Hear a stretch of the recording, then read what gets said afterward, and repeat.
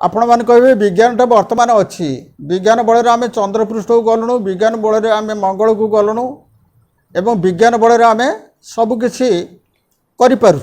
एटा सम्मत विज्ञान जहाँ कहूँ विज्ञान बल आम जहाँ न देखी देखुचे किंतु आम मतामत विज्ञानटा जुगे जुगे अच्छी कारण ये विज्ञान बल रावण पुष्पक विमान मनजान उड़ूला तेणु सी हूँ जड़े पृथ्वीर श्रेष्ठ वैज्ञानिक एवं से रावण तार एते पांडित्य थिला जहाँ फल देवता मानू से सेवार खटौला बेली पुराण कहूँ देखु ये हूँ एक प्रकार विज्ञान कारण रावण से एत बड़ विज्ञानी थिला जहाँ फल मनजान से आकाश में उड़ूला त्रिभुवन में बुलूला स्वर्ग मर्त्य पाताल में बुलूला ता सहित युद्धास्त्र गुड़ाक सब बाहर करथिला एभली युद्धास्त्र से बाहर करथिला सेतबेले जहाँ फल एगुड़िक सब विज्ञान सम्मत तेणु महाविज्ञानी रावण श्रेष्ठ वैज्ञानिक रावण पवन को सेवार खटई पारुथिला पवन देवता को वरुण देवता को मध्य सेवार खटई पारुथिला अग्नि देवता को मध्य सेवार खटई पारुथिला एवं 10 दिक्पाल को से सेवार खटाउथिला किभली भाव ना विज्ञानर शीर्ष सीमार पहुँचवा पर पवन को आयत्त करदेला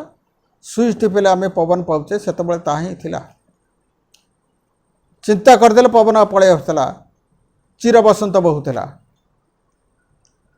एवं अग्नि सेमती सेवार लगी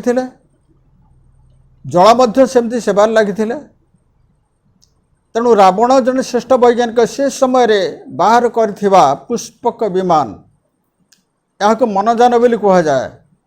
जो जानरे बसी से त्रिभुवन में बुली पारुथिला एवं से समय रे से युद्धास्त्र गुड़ाक व्यवहार करुथिला एवं रामचंद्र सहित युद्ध करने समय रे जो तीर गुड़िक से संधान करुथिले वायवास्त्र जल अस्त्र बाबल अस्त्र अग्नि अस्त्र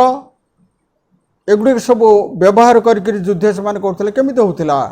कौ साइंस मेथड ये अच्छी जो साइंस मेथड रे गोटे तीर को अभिमंत्रण कर छाड़देला अग्नि जलुला आकाश में वर्षा होता एवं प्रचंड बेगर वायु बहुला एवं तीर ठीक लक्ष्य स्थल में जाकर भेद करुला ताको अनुकरण करी वर्तमान विज्ञान रे एत उन्नति होती जो तीर बा जो आयुध को से व्यवहार कर जो क्षेपणास्त्र प्रयोग कर यथास्थान से जाए पहुँच पारुछि तेणु विज्ञानटा सबु जुगरे अच्छी सेतबेले थिला महाभारत देख महाभारत युद्ध को देख से समय जो तीर संधान करा जाउथिला एगुड़िक सबू यही मध्यम होता मंत्र मध्यम मंत्रपुत कर तीर को छाड़देले धनुर से तार सांगे सांगे यथास्थान पहुँचला एवं लक्ष्य भेदर पहुँचुला जहाँ कि आम देखा से समय विज्ञान कौन कहूँ द्रोण थे पांडव एवं कौरव मानकर गुरु से माने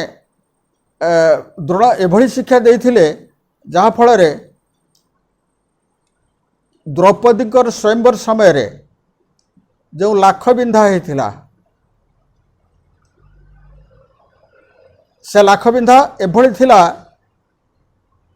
जले तले रोचे गोटे जलर माने जलस्तंभ बा तले रोचे गोटे जलर भंडार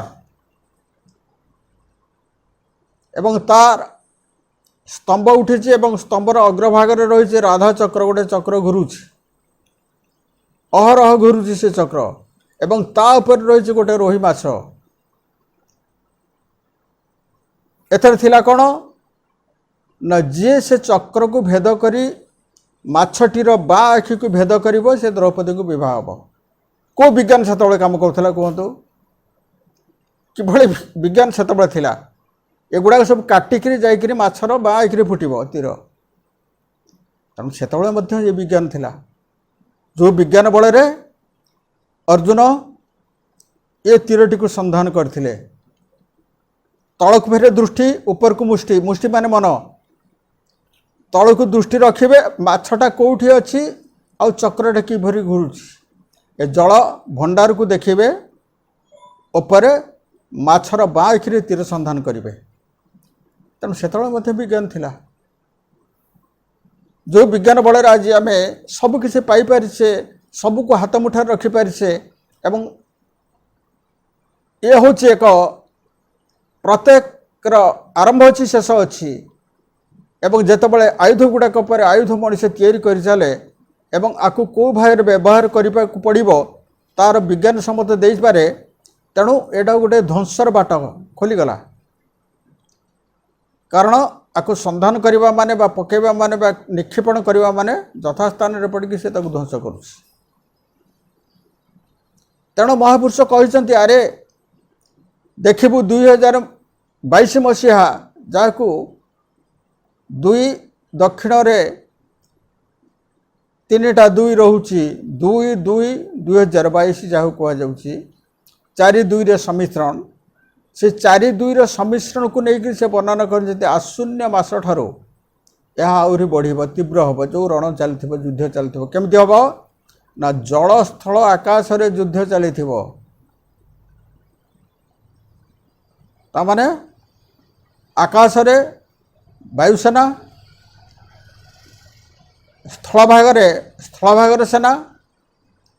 एवं जल भागरे सेना। ए सैनिक माने एभली भाव रहीकि युद्ध करुथिबे, पृथ्वी चकित होइथिबे, चिंता करुथिबो ए मानव आगामी भविष्यत कौन हब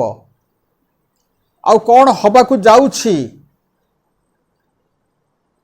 तेणु एथरू जो चेतना आसुछि महापुरुष अच्युत कहउछन्ति अरे मु जहाँ कहूँ एटा भविष्यत कथा। तेणु पृथ्वीर अवस्था यही अवस्था को गति करिवो। तेणु से कहला आमे उद्धार पाइबा केमिति पचारचंती रामचंद्र प्रभु को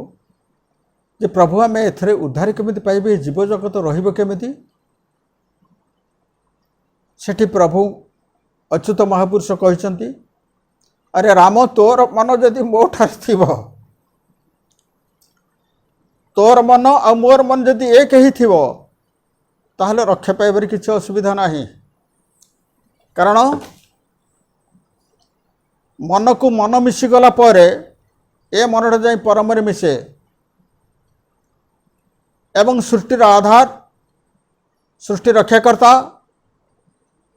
काहाकू केमिति कोउठी रखिबे से विचार करती। तेणु मन को से सूत्र बांधी दे, तू किसी जानीपरिबुनु कौन होउछि, कौन हबाकू जाउछि, कौन हब ए विषय मध्य तू किसी जानीपरिबुनु। तो मन जदि मो पाखे थाए, तोर मन मोर मन जदि एक ही जाए ताहले प्रभु सिंह जगन्नाथ सेठी के ओल्हे आसंती एवं चक्र उहाड़ करती। श्रेष्ठ चक्र होउछि सुदर्शन, जो चक्र